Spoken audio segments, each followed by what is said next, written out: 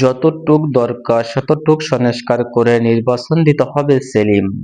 নিরপেক্ষ নির্বাচনের জন্য যতটুক সংস্কার প্রয়োজন ততটুক করেই নির্বাচন দিতে হবে প্রধান উপদেষ্টা বলেছেন বা জানিয়েছেন সিবি সাবেক সভাপতি মাসুদুর ইসলাম সেলিম।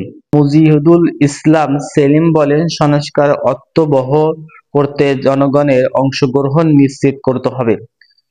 আর জনগণ অংশগ্রহণ নিশ্চিত একমাত্র পথ অবাধ সুষ্ঠু নির্বাচন।